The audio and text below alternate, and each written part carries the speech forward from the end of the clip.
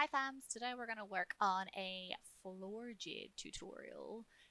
Floor jades are a really good way of working on your actual pole jade, as well as just a really cool floor work move in themselves.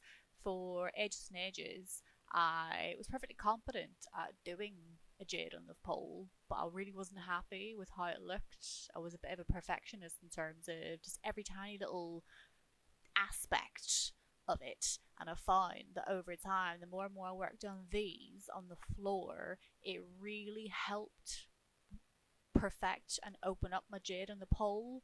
So, particularly at the moment when a lot of us don't have access to a pole, this is a really cool thing to. We're going to start off just with a quick wrist warm up and just to show you how to kind of relieve any wrist strain that you're going to be doing at the same time. We're going to start off just with hands out in front of us, really drive those knuckles down, spreading your fingers apart. And we're just going to very gently rock back and forth through those wrists. We're then going to turn the arms out to the sides, fingertips spread again, rocking side to side, like so. And then for the next part, turning our fingertips towards us, we're not going to rock this time, we're just going to very gently peel the palms up from the floor, like so.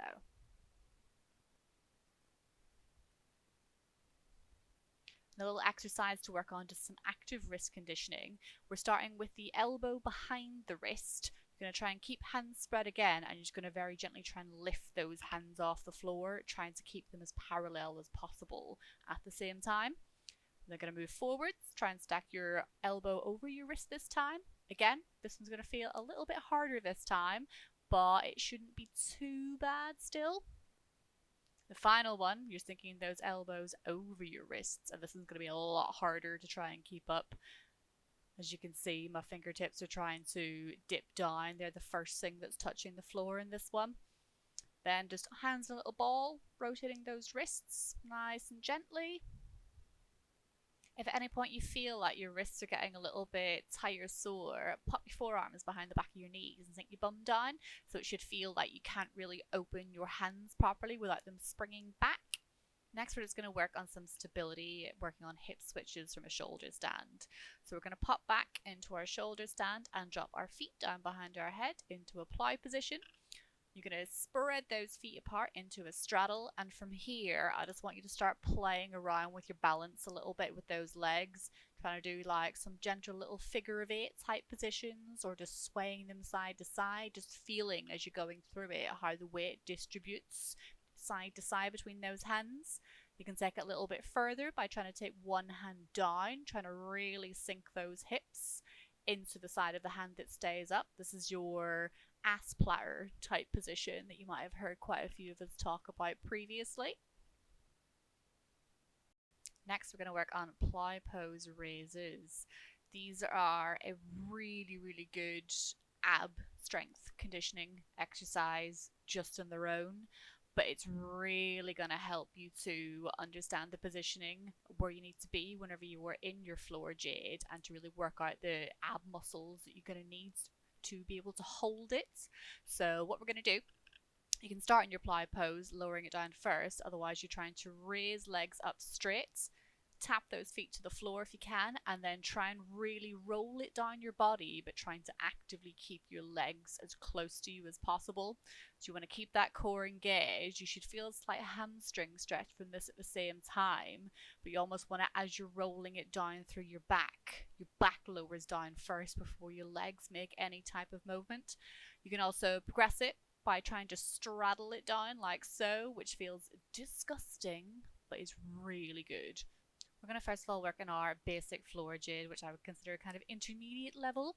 We're going to tip back into that shoulder stand, but this time we're going to try and tilt the hips. So you can see here I've turned the knees towards the opposite side of the hand and really sunk the hips and the weight into that hand from my other arm that isn't currently supporting my hips. So the arm that the knees are turned in that direction to, that's basically there as a support. So if you do at any point feel like your hips are trying to drive you to the wrong side, you really want to push down with that arm, push down with the hand, the shoulders, just to try to tilt you back in the direction of that butt shelf arm.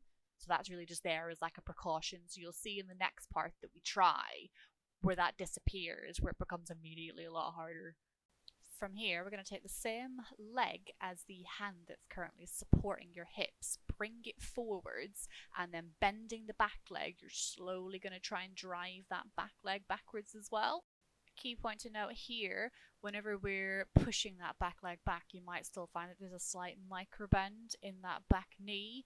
Little trick to help reduce that, you really want to start to try and engage from that back quad to really straighten that leg out, keep the feet pointed, and that should help iron out a little bit of that micro bend in that back knee.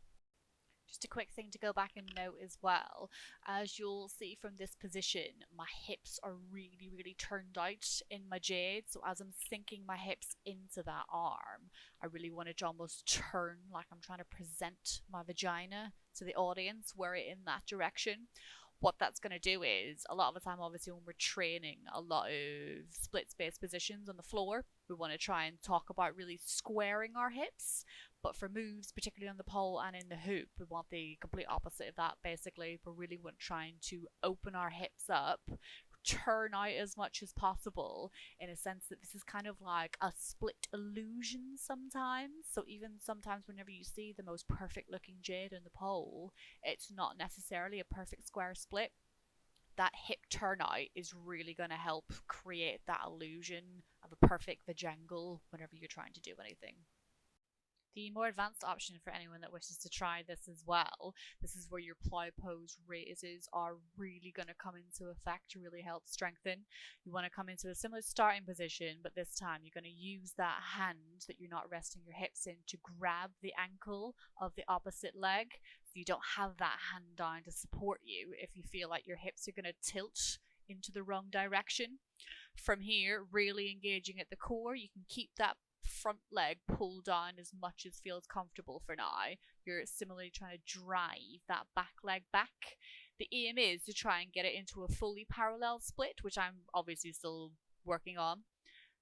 Little blooper section, I guess, just to show you what generally happens when you start working on it at first. You're going to start to lose your balance. You're going to find as you drive that back leg backwards, the weight of that is going to try and pull you back down. So this is why you really need that core engagement as much as possible to try to stop that from happening. Feel free to play around with your grips on that front leg as well. If you prefer underhand, do underhand. I'm just much prefer overhand for obviously everything that I do. But yeah, have a play around, see how you get on. Tag me in any video attempts that you try.